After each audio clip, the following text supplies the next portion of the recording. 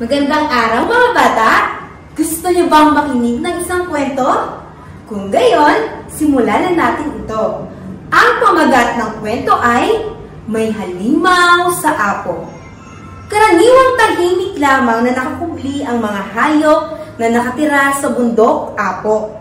Sa tuwing sikat ang araw, mas pinipili nilang dumistansya o umiwas sa mga bahagi na dinaraanan ng mga tao doon sa bundok. Panahon iyon ng matinding tag-init nang may gumimbal sa kanilang lahat. Halimaw! May halimaw! Kumapit ka ng maayos, kaibigang bubwit. Kailangan mabalaan natin ang lahat sa paparating na kapahamakan. Makinig ang lahat! May paparating na malaking kapahamakan! Lahat ay tumungo at magtipon sa lihim ng tagpuan!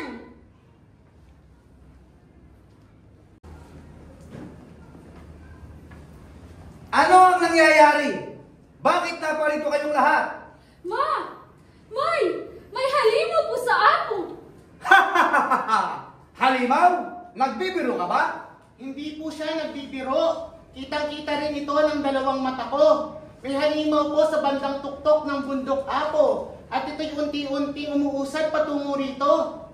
Nang naparaan kayo kanina sa kinaroroonan ko at narinig ko ang inyong babala, dali-dali akong umakyat sa tuktok ng puno at tumingin sa direksyong pinanggalingan ninyo. Wala naman akong halimaw na nahagilap. Sa halip, isang napakapal at makulimlim na hamog lamang ang aking nakita. Hindi nagsisinungaling si Bubuit at Usa.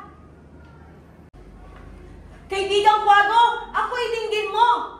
Araw ay lumubog na, kaya't gising na sa mahabang itlip mo. Halika at pumarito.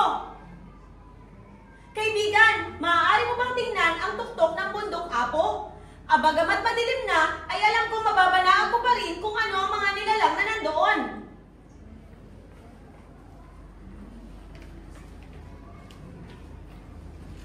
Halimaw! Halimaw nga! Kumalma lamang kayo. Huwag magpadala sa takot. Panatiliing matatag ang kalooban nang masiguro natin ang kaligtasan ng bawat isa. Mapaminsala ang halimaw na ito. Bumubuga ito ng makulimlim at nakasusulasok na hamog. May taglay na liwanag sa katawan at presensyang kasing init ng araw. Patuloy din itong umuusad patungo rito at sa iba pang bahagi ng bundok. Nanganganib tayong lahat. Sa tanang buhay ko ay ngayon lang ako nakaramdam ng ganitong takot. Sino ang nilalang na ito? Saan siya nanggaling? Ano ang pakay niya? Ako rin. Dati ay mga tao lamang ang kinatatakutan ko. Pero ngayon, may mas nakakatakot pa palang nilalang. Mahabaging Manama, kami sana ay iligtas mo. Pamilyar sa akin ang halimaw na ito. Minsan sa aking pagmamasid, nakita ko sa kampo ng mga tao ang supling nito. Nagsisilbi itong tagabigay ng init at liwanag sa kanila. Maging mga pagkain nila ay sinasalang rito. Kung gayon, mga tao marahil ang nagpakawala ng halimaw na ito. Maganda ang lahat. Pagdating ng bukang liwayway, ay lilikas tayo. Kung parating na ang halimaw na ito, ay kailangan natin lisanin ang lugar na ito. Gabayan ang mga inakay at siguraduhin walang maiiwan.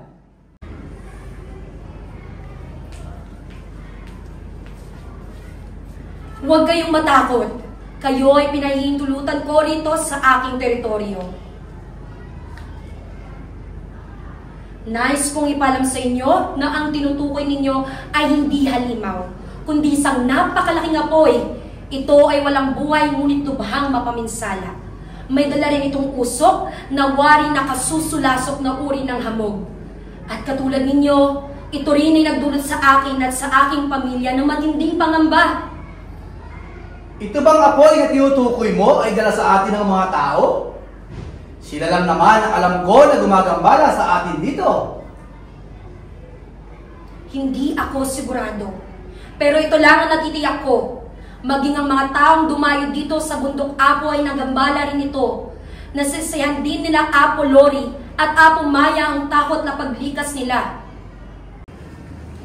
Sa iyong palagay, ano kaya ang ginagawa nila, Apo Lori? Sa aking palagay ay sinusubukan nilang puksain ang apoy. Bumalik ang dalawang ibon at binalita sa mga kasama ng kanilang mga nakita. Maya-maya ay bigla na lamang naglabas ng kanyang saloobin si Dato Barakino. Nakamamangha talaga ang taglay na galing, kaalaman at pamamaraan ng mga tao. Sang-ayon ako sa sinabi mo, Apo Lori. Ngunit sana ay palagi nilang gamitin ang kanilang galing at kaalaman sa mga layunin at adhikaing makabubuti sa ating kalikasan. Ilang sandali pa, nakita nila ang warid ng buhalang tutubi sa himpapawid na may lulang mga tao. Nagpapakawala ito ng maraming tubig na tumulong sa pag-apula ng apoy sa ilang bahagi. Noon pa man, ay matinding takot na ang nararamdaman ko tuwing may nakikita akong tao. Inakala ko na sila ang nagpapakawala ng dambuhalang halimaw. Naging halimaw na rin ang tingin ko sa kanila. Pero marahil ay mali ako. Sa tingin ko, ay hangad din ang mga kagalingan ng bundok Apo at ang kaligtasan nating mga nilalang na nandito. Naniniwala akong may kabutihang ding taglay ang mga tao. May ilan pa rin naman sa kanilang may malasakit at pagpapahalaga sa mga likha ni Manama. Hindi ko malilimutan ang mga sandaling nakasama ko ang mga tao. Ilang taon na ang lumipas. Isang malupit na taong minsang naghatid sa akin sa bingit ng kamatayan. Mabuti na lamang at sinagip ako ng ilang mga taong busilak ang kalooban. Nang ako'y gumaling, ako ay kanilang pinakawalan. Napadpad ako sa kagubatang ito.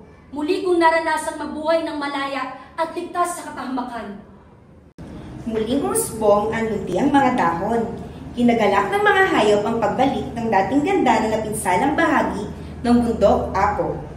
Matapos ang mahabang panahon ng rehabilitasyon, pagkatapos ng sakuna, ay muling binuksan sa publiko ang bundok Apo. Bumalik na sa kani-kanilang teritoryo ang mga hayop. Nakalimitay malayo sa mga bahaging dinadaanan ng mga mountain climbers. Bumalik din ang kanilang pangamba nang makita sila ng mga tao.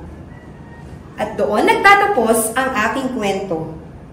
Naintindihan niyo ba ang aking kwento? Salamat sa pakikinig! May halimaw sa Apo.